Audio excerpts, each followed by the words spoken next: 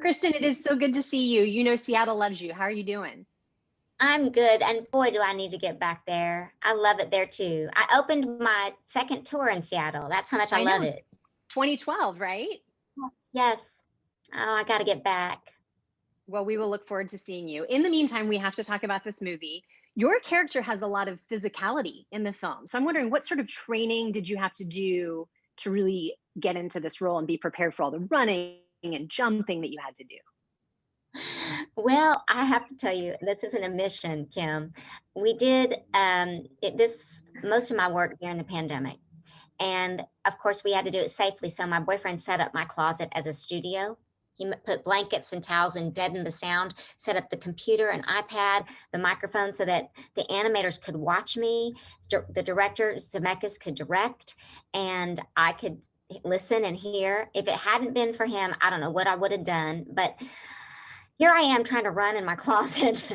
And I just did a lot of, I just said, Kristen, let the boundaries go. You're an actor. Let the animators, as you can see, I'm animated person anyway. Look, I can't Yeah. not use hands. So let them draw you. And they did. And that's the genius of animation. They film you and then they pick up some of your expression or the way you might hold your hands. And the running, I just ran in place and Josh was laughing. My boyfriend was laughing so hard because then I was pretending to climb and I was climbing up my wall and, that's kind of how it went down. I actually can relate so much to that because I have stood in my closet almost every day for the past 7 months to voice my stories. So I hear you. I feel you. You know We what learn, I mean? yes, yes. We learn in this movie that witches lure children with free candy, which is understandable because candy can be difficult for kids to say no to. What could a witch lure you with if they were offering you something? Oh, I'm so onto them. I've played a few in my lifetime.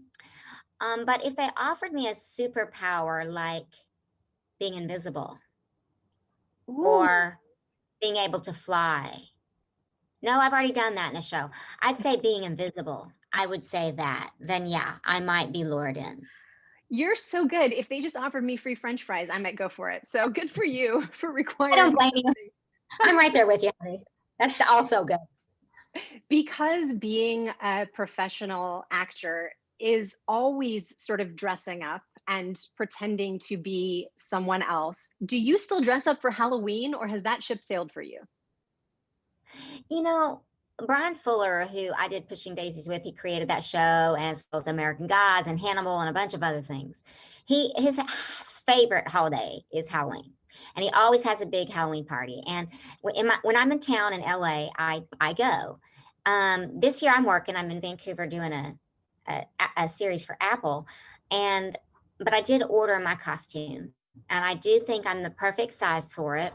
I am going to play, I am going to be the fly that landed on Vice President Pence's head.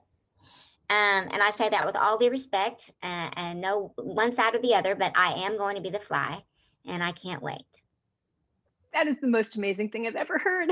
that Hey, that costume aside, what was your favorite costume that you remember from your childhood? Since this is a kids movie and lots of kids are going to be looking for inspiration.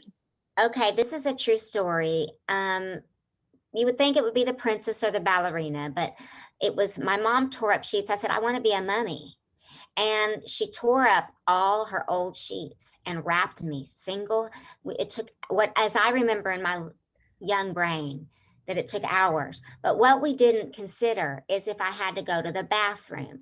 Oh, So I remember having to hold it the whole trick or treating situation time. And I never would say to I would never counsel any kid to be a mummy for Halloween. No, not without a plan B. not without a suit, if you know what I Yeah.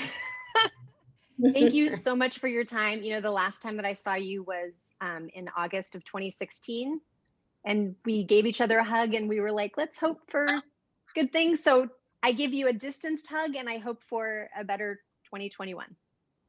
Oh, girl, you too. And let's hope we get to hug in the near future, okay? All right. You take care. Stay safe. Okay. Bye bye.